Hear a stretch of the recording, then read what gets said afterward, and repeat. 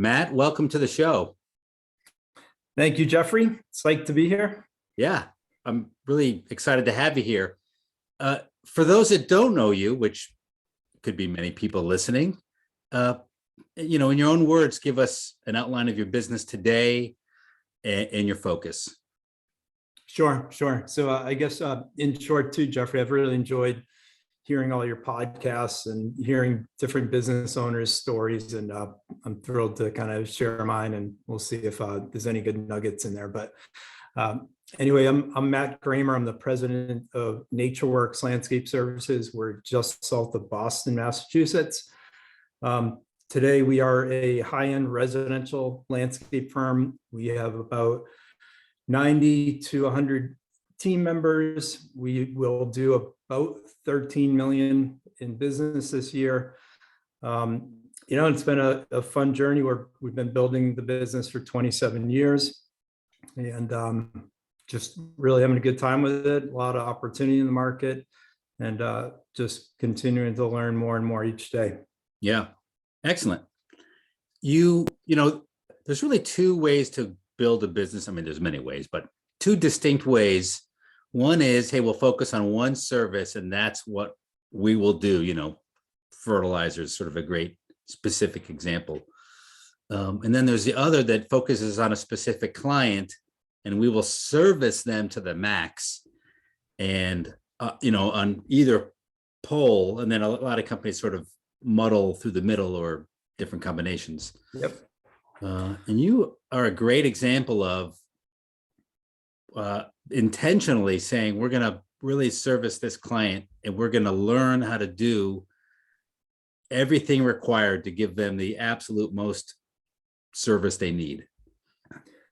Yeah, I think you're right that is a path you sort of have to decide. And early on for us, we, back 25 plus years ago, we did a handful of commercial properties and we just, I'll say it wasn't really a space for me. I didn't really enjoy I missed the relationship component that you end up having with a more of a residential client.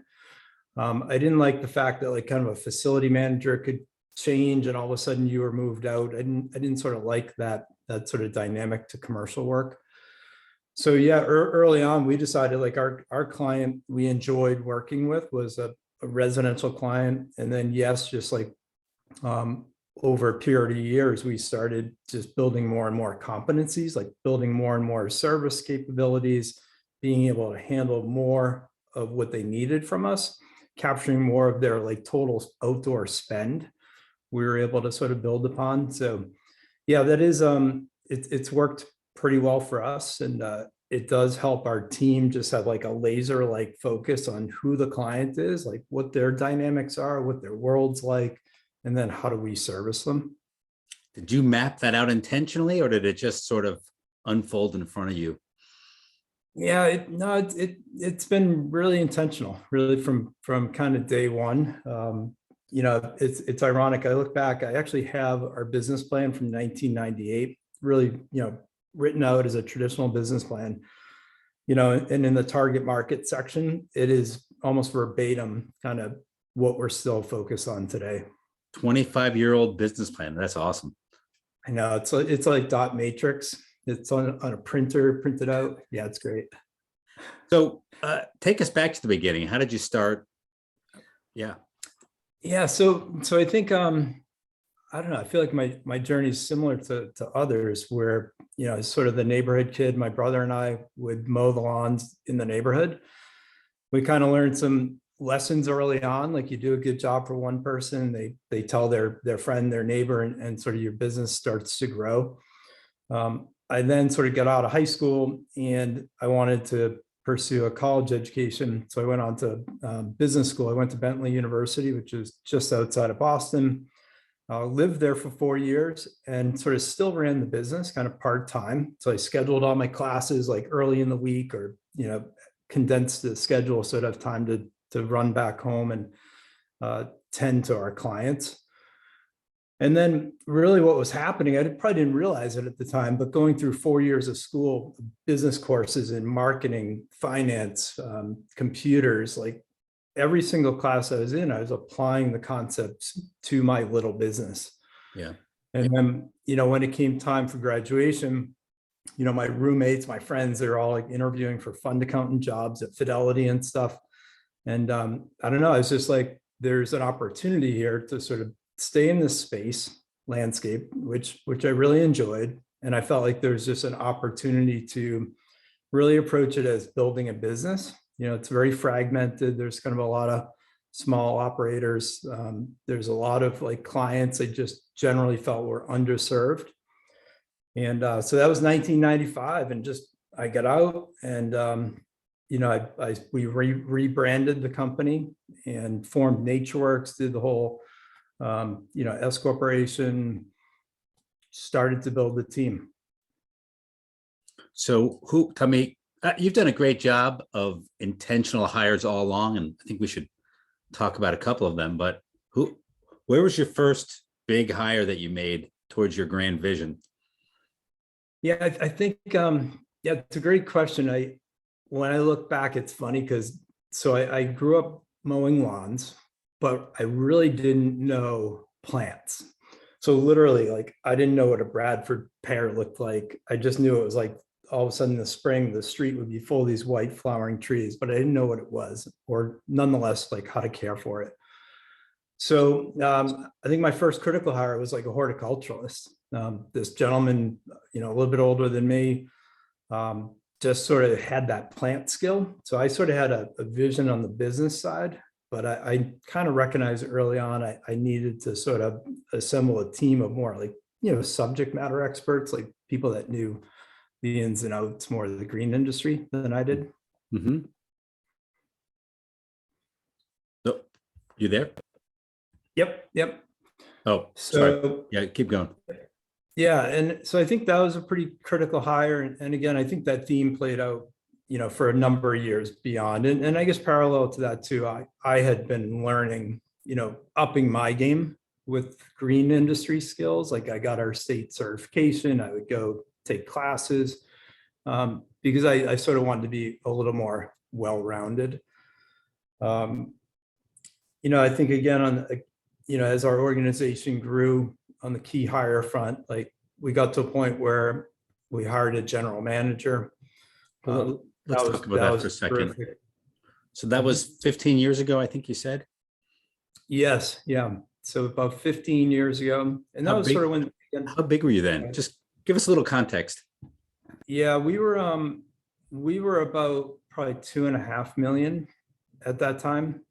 And these are kind of the scary things you do as a business. They're kind of leaps of faith. Like, I literally remember being at the airport one spring. I was going to the leaders forum. Actually, it would have been the winter. I was going to the NALP leaders forum. And I'm in the airport, and we just got word that our H-2B workers weren't going to make it. And I just, had made an offer to this person, this woman, to be a general manager for us. And I had this moment, I'm like, where I could have retreated and been like, oh my God, like, I don't know what's going to go on in the world. What are we going to do without these people? I just brought on this overhead expense. But, I think that in hindsight, it was an amazingly good decision to just plow forward. And I sort of took the mindset like, well, we have a challenge ahead of us. Like, I need all the help I can get. So let's bring this person on. And again, she was an integral part of our growth for the next 10 years. And, really able to, with that position, it enabled me to sort of reconfigure my role and sort of get a little bit out from more of the tactical work and start to work on building the business a little bit more. Sure. So 2.5 million is pretty small to bring on a GM, definitely forward thinking. Share, if you can think back this far, what were 3 big positive changes that happened once you brought her on? Yeah, it is a while ago. Probably just it forces you to do that work. Like, it literally, like, the day that person lands at your office, you have to kind of break out of your normal routine and step back and be like, okay, what should this look like? What are kind of low value activities that I'm currently doing that need to move out? And then also engaging that person to help you. So if you made the right hire, that person's also, going to help you sort of design the business going forward. Mhm. So, often I say like, the best ideas don't come from me, Yeah. from people around me or, tangentially or something. But yeah, I'm not sure, Jeffrey, like specifically, I can't, my memories. Yeah. Right. So we did not prepare these questions, and so that's why you don't know that ready-made answer. But so how did your role change like from one day to the next once they solidified in? Yeah, I think, clearly like direct reporting structure was big. So, a number of my direct reports at the time moved under her. And, that's a game changer for a lot of, imagine if you had 4 direct reports and all of a sudden you come in Monday and you only have 2. Now you sort of have this capacity to sort of get to the things you had been putting off and things that are important, and just continue to advance the business. So 2.5 million, I'm going to go back to that. That's pretty small. Obviously it worked great. So were you always thinking ahead, planning ahead, or did you like see somebody else do that and you're like, you know what, we're going to do that? Yeah, it's a great point. I think we always knew we were going to grow. Like we never sort of had that mindset that we were going to stay in place. And I think that, not to go back in time too much, but another sort of like memorable event for me or meaningful event was NALP's, the GIE in 1995. So just imagine I graduated in the spring. Yeah. Then the fall, I went in 1995, it was in Dallas, Fort Worth. And like for a 20-year-old kid, I was just like, wow, this is insane. Like, was that at Lambert's? Where it was Landscape Resources and Miners, David Miner. Okay. So, I had come from, my view of landscaping was fairly small. I was kind of benchmarking, against the guy who bought a new F-350 down at the local coffee shop. And here I am, I traveled to Dallas. I brought one of my key people at the time. There were only like 3 of us, so I had to pick my favorite. But anyway, you go down there, and for anyone that's been to that event, it's eye-opening, the sort of the magnitude, the scale of the industry. And again, as you mentioned, those facility tours are just so rich, right? Like you just go there. I remember Landscape Resources, I felt like I walked out in their parking lot. I swear I saw like 100 trucks lined up. They had their own car wash, their own auto body shop. I was like, my mind was just blown. So kind of back to your point about, did we always, hire in advance, and were we always building for the future? Yes. Like we saw what it could be. And that was sort of the power of, being involved with that event and associations and kind of getting outside of your little geography. So totally inspirational, saw what the business could be, and then really start, we established, like we call them base camps that we want to get to. And again, we just work on executing that. Do you store extra oxygen tanks at those base camps? Yeah. Well, it's a analogy I like, it's akin to obviously mountain climbing. And, some people ask me like, well, where do you want to be in 10 or 15 years? And honestly, I struggle with that because I like the base camp concept, which is sort of if you picture climbing a mountain, like let's say Everest or something, you have a goal, which is a base camp. You have a line of sight of how to get there, and you want to get there. And once you're there, the scenery is going to be different. You're going to kind of feel out, current opportunities, like how you're feeling, and then you sort of identify, you have a line of sight to your next base camp. So again, that's kind of how we've approached it. How many years separates a base camp in your mind, in your strategy?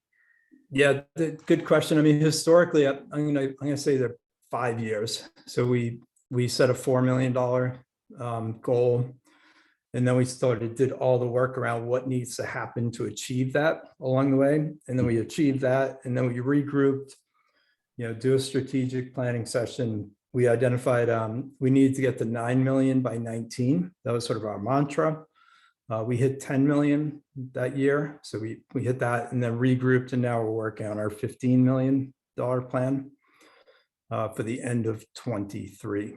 You Yep. could take your whole team to some famous mountain climb. What's the one in Africa that's Like Kilimanjaro or something? I've been told Yeah. that's pretty easy to climb, meaning you don't have to be a rock star to mountaineer to climb it. Yep, I think you're right. So maybe we'll put that on the calendar. Excellent. So I think what you're saying is it's almost understated what you're saying. And, of course, it's kind of logical, but I think we should really stress this point. When I look, I talk with a lot of companies, I work with a lot of companies. And one of the truths that I've really come to know and try to help my clients know is, what comes first, growth or hiring? And it's the hiring.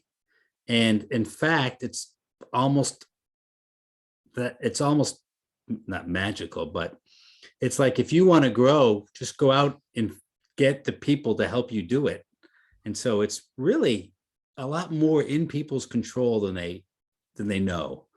And they just have to be willing to do what you have been doing all along. Yeah, I think an interesting. I just finished a book. You may have read it, "Who Not How" by Dan Sullivan, and sort of the concept's like overly simple, like a lot of business books, but it's pretty powerful. So it's really just about don't focus on how to solve a problem, focus on figuring out who can solve the problem for you. Mm. And I think that aligns with what you're saying. Like, you just need to build the team, and again, just if you're making the right hires, these people are going to really drive the results. Yeah, a good employee hire always makes you money. Yep. And a bad one, well, it's going to be the opposite. Yep, been there. So I think you also hired a dedicated trainer. When was that?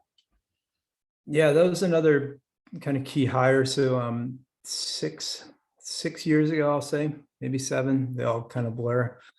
But so everyone's sort of aware, like, it's a labor intensive industry we're in. And we really recognized early on that as a company, if we want to grow, we need to become very good at bringing people up to speed quickly, doing work like safely, with good quality, and efficiently.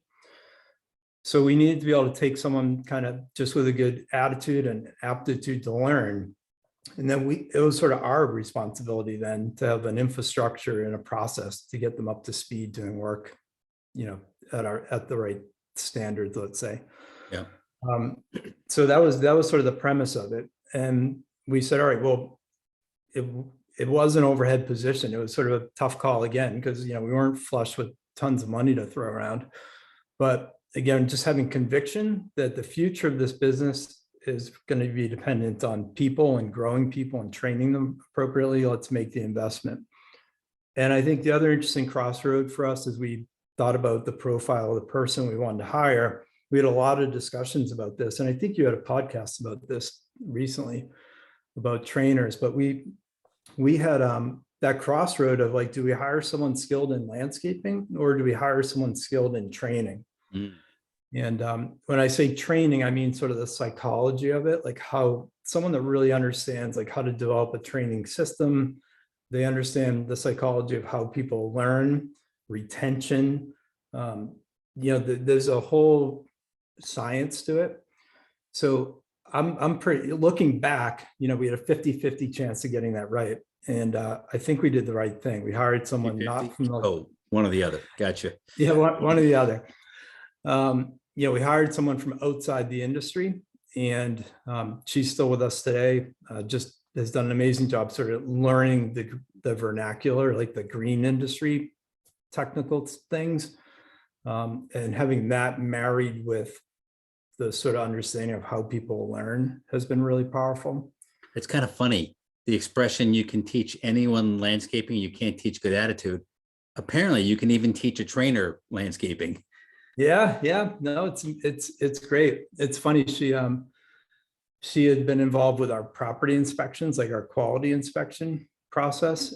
And it's actually beneficial because she'll go onto a property. We have sort of a system to do this, but given the fact she didn't really know what she was looking for, she really looked through the lens of a homeowner because they're not subject experts either. She would just walk on a property and be like, I don't know really what's wrong over there, but it doesn't look good, and then would work with that. But anyway, it's good. It's good. It's good. So what and size then were you when you hired her? So we were probably 7 million What around should there. someone expect to pay? Don't tell me what you pay her, but like, give me a range if someone wanted to hire a trainer. Yeah, I think I mean in the Northeast, I think you're in the maybe the 60 to 100 range. In our case, we as we've grown, her role has evolved, and we actually just hired another trainer last month. So just continuing to build upon it. So she's the trainer. So her role has evolved. She's on our leadership team. Her title is director of people and culture. So she has a little bit broader. She's oversight of training as well as like HR, administration, insurance, safety. And then again, we realized like her role, the training efforts were getting diluted a little bit as her role grew. And we've made the commitment again to invest in 100% focused person on training. Yeah. Today. That's good. I like that. So that's, you hear about that position in some companies, director of culture, but what does that person really do? In your case, it's really clear what's underpinning that. Yeah. It's really, everything around the people experience in our business, like taking care of their health and safety, benefits, recruiting efforts. Yep. Excellent. So you had a GM. Now you have a leadership team and they all report to you. Is that right? Yes. Yep. So you went from one person back to a team. Yes. Is it going to stay that way to the next base camp? Yeah. I mean, I think it's a sustainable model for quite some time. I think that transition was challenging, moving from, one GM to a team of 5, which is what we currently have, plus myself. And I think really what came about, let's say, when was that? Like 5 years ago? No, that was 10 years ago. It was a long time ago. Anyway, when it came about, like I basically sat down and realized like I still had like some account management duties. I had a little bit of a dysfunctional org chart where some people were reporting to me that, if you ever look at an org chart or talk to someone about their org chart and they have to start giving you a little bit of background as to why that person reports to you, like, oh, because he doesn't get along with that person, so he reports to me, or it's so-and-so's sister, so they can't, all the dysfunctions of an org chart, we try to just clean up. Yeah.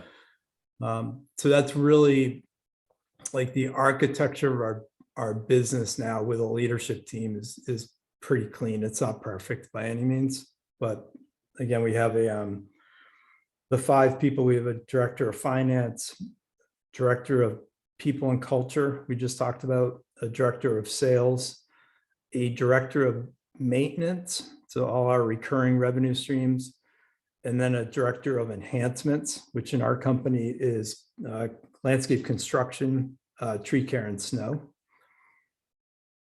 Okay. What percentage of landscape construction is to existing clients? Last year it was 95%. Dang, good job. Yeah. So we, again, it kind of goes back to that model, just our relationship, our whole business begins with that landscape maintenance relationship. So we want to care for the grounds, and then we sort of built the capabilities and resources to help them with anything else they need. So, a client is putting a pool in, they'll call us and say, can you help us, landscape it? We want to manage their tree care. We want to, snow, seasonal decor, the whole kit and caboodle. But again, it all grows off that client. How much do you sub out, if any? So I think we subbed about 5% of our revenue last year, and it's sort of the one-off things, like we don't do our own asphalt paving, we don't do fencing, crane work, maybe. Well, no, we don't do much crane work. Maybe a well on a property, things like that, electrical. So I'm going to go back to something. So you had your own GM, now you have a leadership team. In our industry, there's quite a trend of, everybody needs to have a second in command or a GM. And I even speak a lot about it. But if you look in corporate America, it's a lot rarer. In corporate America, there's a CEO and they have their leadership team, and there isn't somebody in between them. So I think I just want to put that out there for those that think they have to have somebody between them and their leadership team. You don't, and you don't. Yeah, I mean, having 5 direct reports, I meet with them pretty much once a week for one-on-ones, and that seems to be good. I feel like I have good sort of a line of sight into the business, and I'm accessible to them. I mean, I guess I don't know that one model is better than the other, but I think the leadership team kind of works well. Yeah. You are very strategic. You're a deep thinker. You're a planner. So for you, it works well. I hold strategic planning retreats here in New Orleans, and companies will come down. Sometimes I go to them, but often it's a positive excuse. So they bring their team away from the day-to-day and they come down. And the last company I just had here, the owner was clearly a sales client person, which is not you. And he definitely needed a second in command. And we kind of mapped out all the hires they would need to do, and we voted, and just, and that's the next hire, even though, they could use another salesperson, they could use an HR person, but they really need that GM, the general manager, so that the owner could stay in their happy space and work with clients. So every owner needs their own custom setup. Yep. Yeah, you got to find what's right for you. And it's funny, like when I look back, like I'm not a big salesperson. I'm not the rainmaker in our company. I'm not the guy like out on the cocktail circuit, like working the country clubs, and it's not really my personality. Like what I enjoy doing is sort of building the business, and I get sort of more reward and satisfaction from seeing sort of the organization function and seeing the growth and seeing people excel. Yeah. So that's just sort of different, strokes for different folks. Sure. But you did sell initially, right?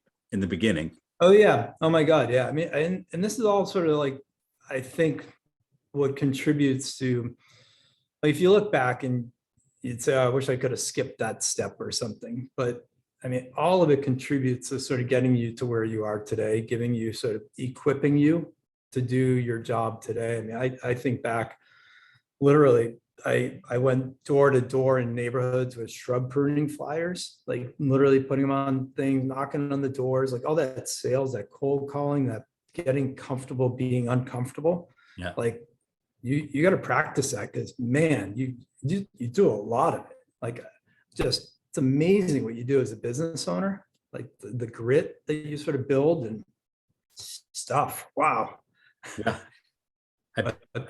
So I mean, just good. Yeah, and not to linger on that, but like just all those experiences, like just having mowed lawns and being able to, still relate to that task and sort of know how long it should take to plant the tree. Like all that helps. I'm not saying you have to have it as a business owner, but I think having that history and experience is helpful.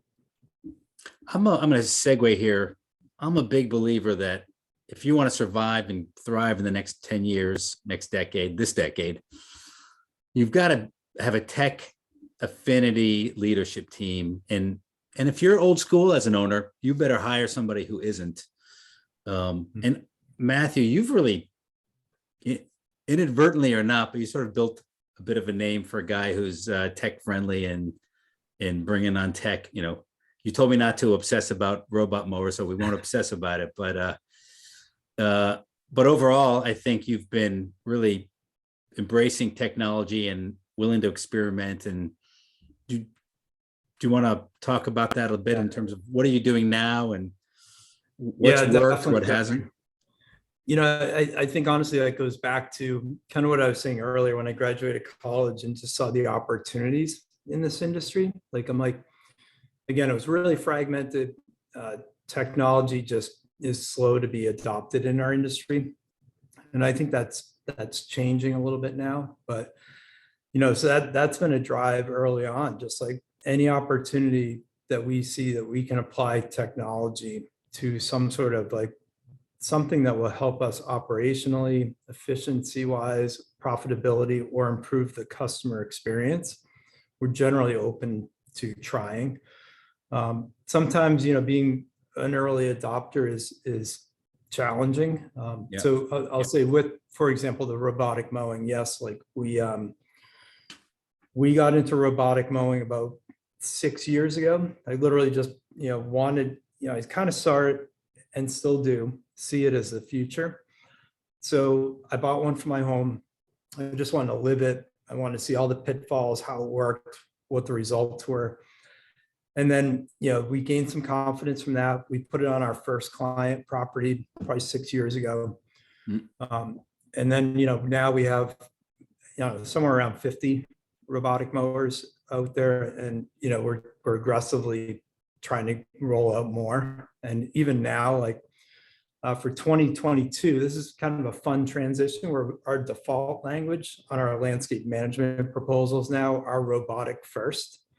So it's not, in the past, we would do traditional mowing and then see if we can convert them. But now, like, I feel like that's a big change for us. It's exciting. Yeah. So yeah, robotic mowing's had, it's been good. It's been a challenge, like particularly because we started so early. There was very little resources out there as far as like our dealers that we were buying things from, mowers from, we knew more than them. So, we weren't getting any help from them. Yeah. We're now a dealer ourselves and have some more resources, but it's a great journey. And I mean, I don't want to linger on this too long, but it's a great product. The turf is amazing. Can you explain in a sentence or two the financial model? Yeah. So for us, we don't charge anything different to a client. And again, I'm not saying this is the right way or wrong way. People are doing it all different. Our motive was to get more mowers out there. So we wanted to reduce take down as many barriers as possible or objections. So our deliverable to the client is to keep the grass short. All we're telling them is we want to do it in a different and a better way. So no price difference. So we put that aside, and really we're running models. Like I did a whole NALP talk about this where we showed sort of what our expected ROI is on a mower over time. And I think that's a little bit of a mindset change. Like I've talked to some people who can't quite think beyond the near-term economics, which is like, I get paid $75 to mow the lawn and you want me to spend like $2,500 on a mower? Like that doesn't seem to make sense. But if you understand sort of the lifetime of the mower, the long-term labor savings, it starts to become a little more believable. How long to break even? We're generally around a year and a half. Okay, that's pretty So quick. and that, yeah, no, it's fantastic. I mean, we have mowers on lawns now, 4 or 5 years. So it's great. Excellent. Since you don't want us to obsess about mowers, what's another technology that you're have just adapted or thinking of adapting? Yeah, I mean, I wish there was more. I really do. I mean, this kind of goes back to like, our industry doesn't get a ton of outside investment until kind of recently. We're doing what I consider the normal stuff, not too exciting. Like, I mean, battery powered equipment. We started all battery powered string trimmers at least like 4 or 5 years ago. I think they're fantastic. Blower technology is getting there. We have some of those. We Is set that up a, solar powered? Do they recharge on the van? yeah. So, I mean, we have the converters and panels on trucks and kind of all that stuff. We have one mowing crew that supports our robotic mowing. Our robotic mowers are serviced by one team that's all battery powered. So they have like a mean green 48-inch mower and then battery powered equipment. So that's something we're excited about kind of continuing. I mean, that's potentially our future model is a battery or an electric van, like we just ordered a new transit electric van with a complement of battery powered equipment with one person that's supporting a fleet of robotic mowers. So you can start to see how that looks very different than traditional setup today of like an F-350 pulling a trailer with a couple big gas mowers in the back and 3 people in the front of the truck you can't find anymore. So just a very different model. And that's kind of what excites us, like disrupting, what we see as kind of archaic. So give us, this would have been a question I might have ended with, but let's stick it in here. So what's your prediction? Give us a prediction on something about the industry that you think is going to change in the near or far future. Wow. That was not one I prepped for, but yeah, I think you live it. I'm sure you get something. Yeah, I mean, I obviously robotic mowing. I mean, just some of those model changes. That's probably the most obvious thing. I think client experience, and this isn't sort of like a 10x change or anything, but customers, particularly in the high end segment, they are getting an experience in their everyday life that we do not match. So I don't want to generalize like that, but hopefully you understand what I'm saying. Like there's technology, like whether it's push notifications about scheduling or just more like every touch point with a client, like an e-signature, a survey after jobs performed.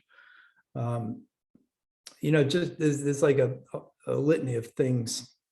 Again, each touch point with a client that could enhance their experience. Yeah. Does that make sense? Like, do you see what's your opinion of like how we service a client versus maybe how they get service at like a Nordstrom or, a high-end hotel or?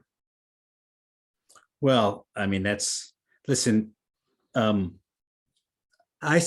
literally switched doctors 6 months ago so I could get onto the app that the Oxner Health system uses, and I can go on my app and make any kind of doctor's appointment I want, specialist, etc. And then I can chat with my normal doctor, and he's not a concierge doctor, just a normal, but I can still chat with him or his office through my app. So that's cutting edge, and that's pretty amazing. Yeah, thank you. Honestly, that's exactly kind of what I'm talking about. Like I'm the same way. I have a Capital One card, and I lost it like last month, and I thought it was going to be this arduous process of canceling my credit card.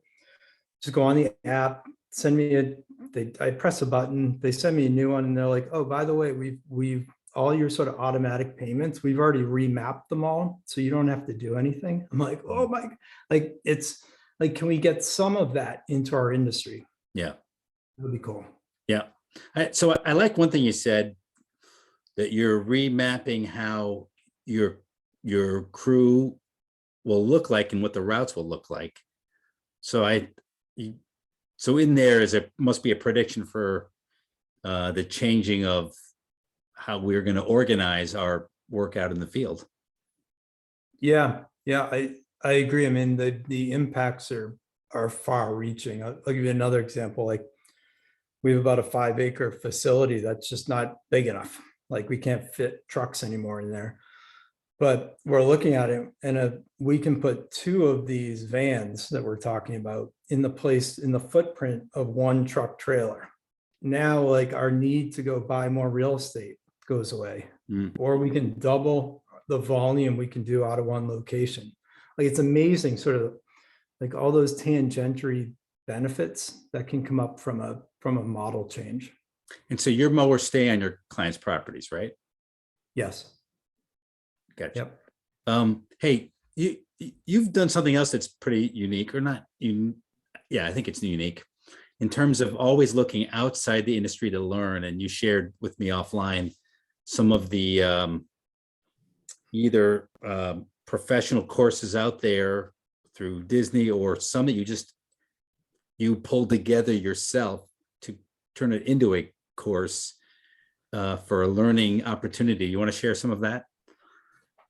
Yeah, I think, so it kind of goes back to that drive to just disrupt the space a little bit of frustration that landscaping just hasn't evolved as quickly. So, you can either look within the industry, and when we do that, we learn a lot of things, but we've also realized when we look outside the industry, often, like, there's just some amazing things that can be, with minor refinement, can be adapted to our business.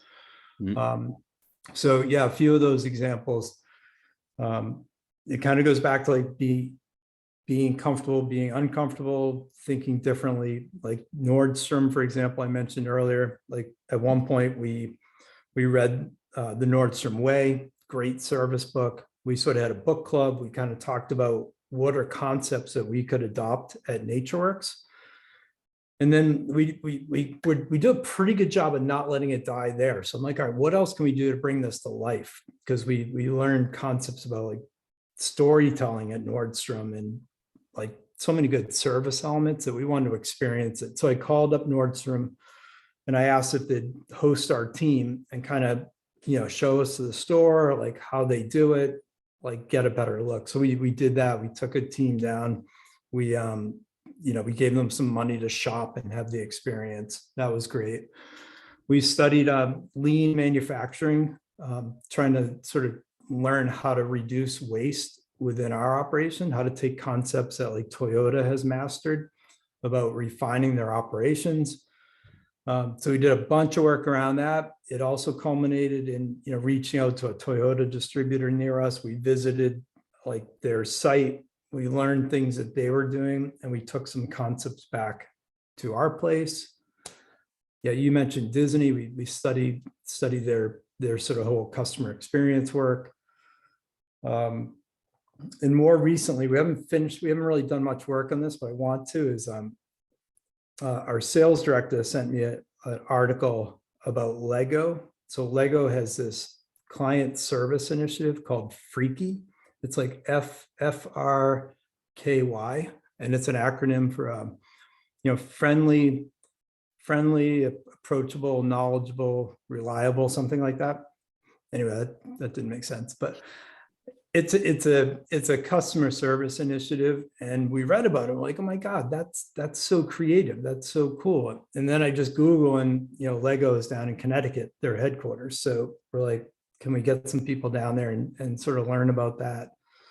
So that a lot of this stems from, I'm sort of a student of business. I can't get enough of like reading and podcasts and webinars, and like just studying other industries and other businesses. And then what a help to someone like myself or any business owner to just see what other people are doing and try to learn from it. A lot of companies will do this book club idea. In fact, I have all my clients read, at least 2 books a year when we meet up. But I see some companies kind of zip through them as if the reading the book is the end goal. How do you, and I think you just said that you make sure you dive deeper. How do you do that? I mean, someone's got to lead that. I mean, I guess first you have to just have the drive to, for example, the Nordstrom. It was funny. I called the first Nordstrom, and just imagine trying to get through the gatekeepers and like trying to explain that you own a landscape company and you want to come visit them with your team. Yeah. So literally the first one, I won't say they hung up on me, but pretty much. Yeah. So I could have ended there, but I went to the next one and I told my story again and they were receptive.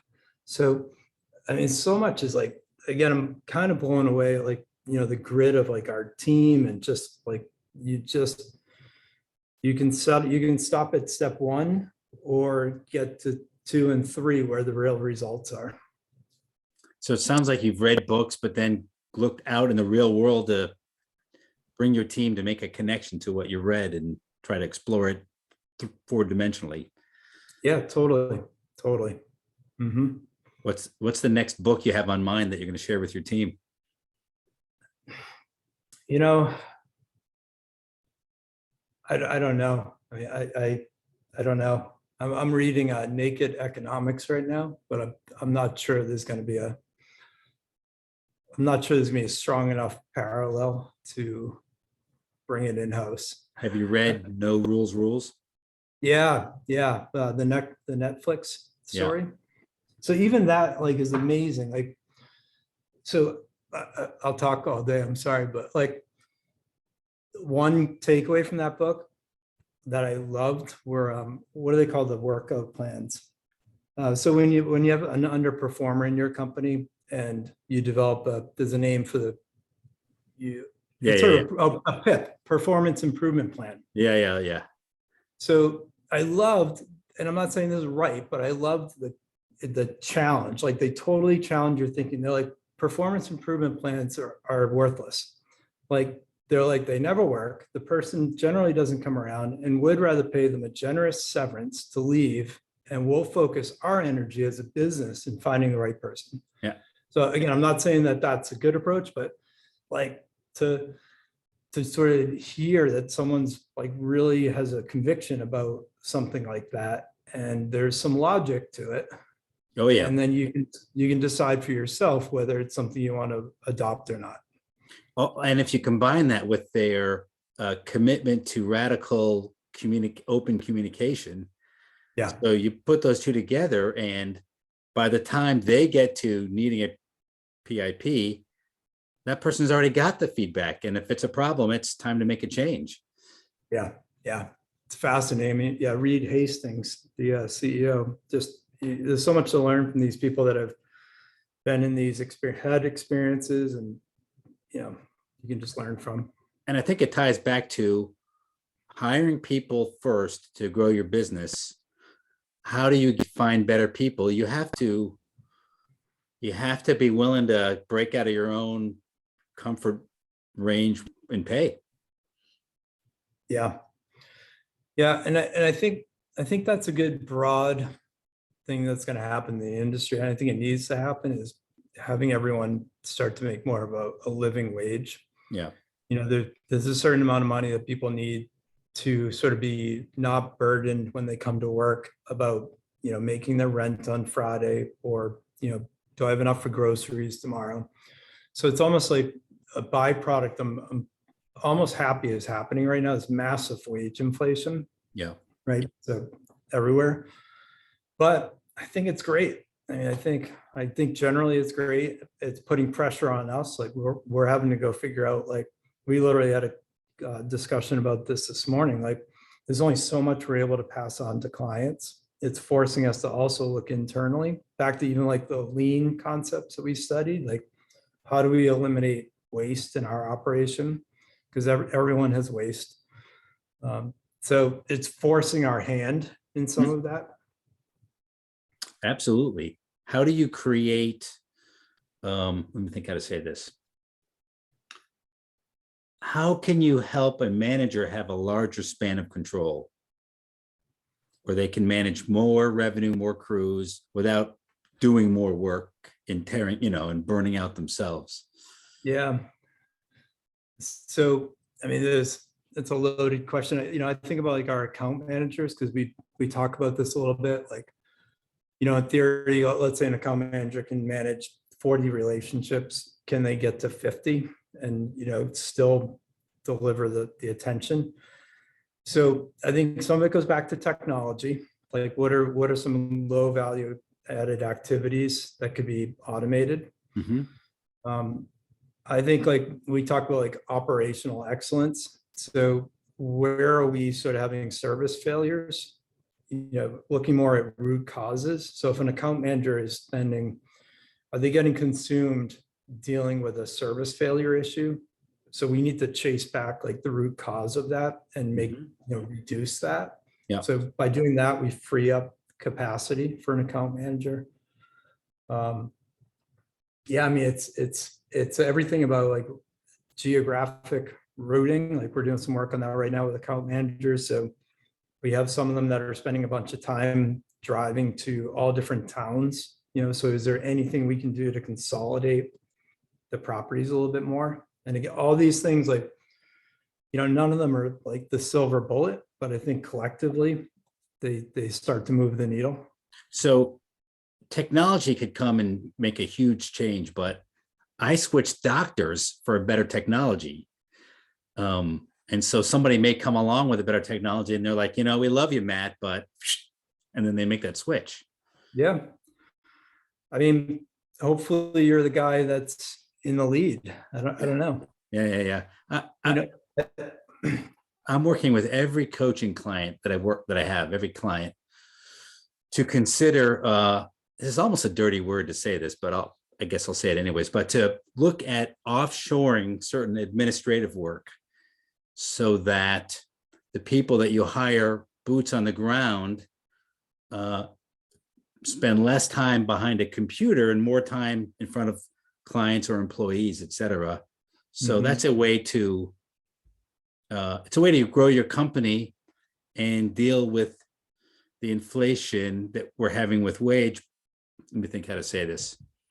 It's a way to sort of balance it out. And I don't know, it might sound, there might be something unpatriotic about it, but it's how everything we're actually doing. I'm talking to you on this computer that was designed in one country, built in another, right? We're talking about my iPhone and the technology to get my clients, and it's the same thing. And so I think if landscape companies start thinking that way, then there is a lot more that we can do.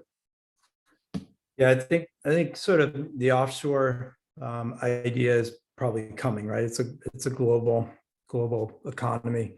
I think probably when I hear that, more closer to home for us is looking at situations where do we need a green industry professional versus someone else. So Yes. we'll look at jobs, say like a construction manager who maybe in the past had responsibilities like purchasing and work ticket management or calling dig safe, things like that. So if you really look at you basically ask yourself, do I need someone with a degree in landscape to call dig safe? Probably not.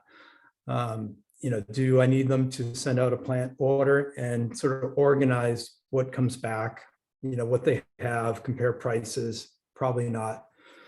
I mean, it would be nice to have, but when your back starts to get against the wall and there's only so many landscape professionals out there, we start to look at really making sure they're on point and on task with things that match up with their skills. 100%. Sure. And the more you can keep them doing, I guess, admin or repeatable or teachable tasks, the more they can add value to your clients. Yep. Yep. True. A lot of changes coming. Matt, Yes. I really appreciate your time here. This has been great. I learned a bunch here as well, and got to know you better. You were definitely Mr. Methodical. I don't know if that's a good thing, but anyway, no, I was thrilled to come on with you, Jeffrey. Again, I've learned a lot from your other guests, and hopefully this was helpful to some of your audience. Oh, I'm sure it was. I really appreciate you. Thank you.